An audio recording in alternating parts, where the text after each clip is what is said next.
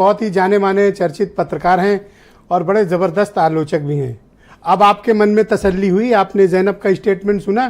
क्यों इतना गंभीरता से आप ले लेते हैं बयानों को? भाई कैंपेन के दौरान आदमी बोल देता है, आप तो उसमें पीछे ही पड़ गए सर। नहीं देखिए ब्रजेश जी, ऐसा है कि नेता लोग हैं आजकल कुछ भी बोल देते हैं, कुछ भी कर लेते हैं, क्योंकि मुझे मालूम है आजकल नेताओं में नैतिकता, शुचिता, सिद्धांतवाद का तो कोई मतलब है नहीं। तो इसलिए आजकल हम नेताओं को बहुत सीरियस ले नहीं रहे हैं। कई नेता सोते कहीं हैं और आंख कहीं और खुलती है। आपने देखी होगी इंडियन एक्सप्रेस की रिपोर्ट 2 दिन पहले छपी है। खैर, मैं यहाँ पे ये बताना चाहता हूँ, मुझे सबसे हंसी आई वो विजेंद्र सिंह के स्टेटमेंट पे। सर उससे बेहतरीन कोई बयान नहीं। बंदा रात में कहा सोया, सुबह उठा कि देश बदलना है, बीजेपी चला।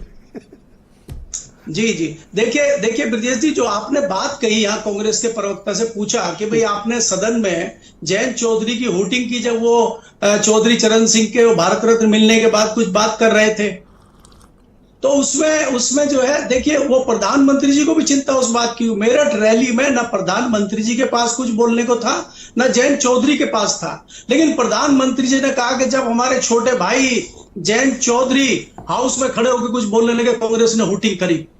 अभी जैनब जी बता, आप पे भी घोर आपत्ति है, ऐतराज है, बिलों पे व्याख्या कर रही थी। आजकल वो उसको उचित ठहराने में लगे हुए हैं कि बहुत अच्छे बिल भारतीय जनता पार्टी ला रही थी और आपने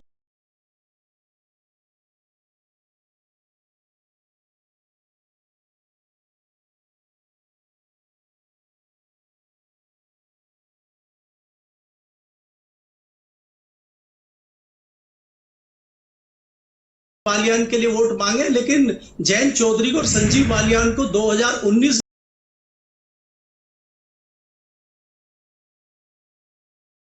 याद रखना चाहिए, जयंत चौधरी को 2014 बागपत भी याद रखना चाहिए, और जयंत चौधरी को हेमा मालिनी का मथुरा भी याद रखना चाहिए। वो सब भारतीय जनता पार्टी के लोग हैं। अगर भारतीय जनता पार्टी को इतनी चिंता जयंत चौधरी और चौधरी परिवार की है, तो 12 तुगलक रोड खाली कराने के लिए 1 घंटा भी किसी भी सदन में ना होते हुए 6 महीने अपनी कोठी में रहे। 10 तो अब भारत रत्न दे दिया ना, भारत रत्न तो दिया ना, इतना बड़ा देश का सर्वोच्च नागरिक सम्मान। देखिए मुझे लगता है चौधरी चरण सिंह इतनी बड़ी शख्सियत है, भारत रत्न उनके लिए कोई महत्व नहीं रखता।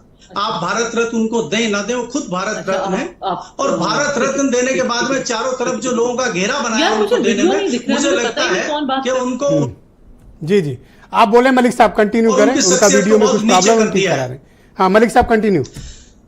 जी, दूसरी चीज यह है कि जिस प्रकार से मुजफ्फरनगर में हम देख रहे हैं कि आज जयंत चौधरी वहां पे कैंपेन कर रहे हैं संजीव बालियान के लिए, तो उनको 2019 भी याद रखना चाहिए, जब चौधरी चरण सिंह वहां से चुनाव हारे थे। सर राजनीतिक दल हैं, ये हारने के लिए क्यों, जीतने के कॉम्बिनेशन पर काम करेंगे। सर आप क्यों इस सब मोरालिटी और ये सब विषयों को लेकर मुद्दा बनाए हो? भाई जहां जीतेगा आदमी वहां जाएगा। नहीं ब्रजेश जी, में आगे भी चिंता है ना।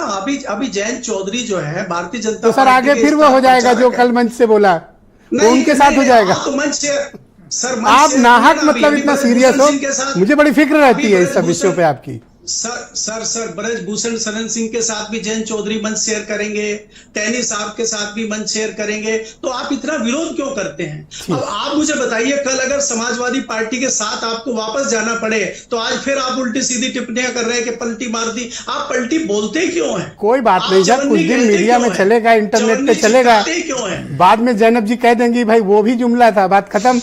मैं ब्रजेश शुक्ला जी को आमंत्रित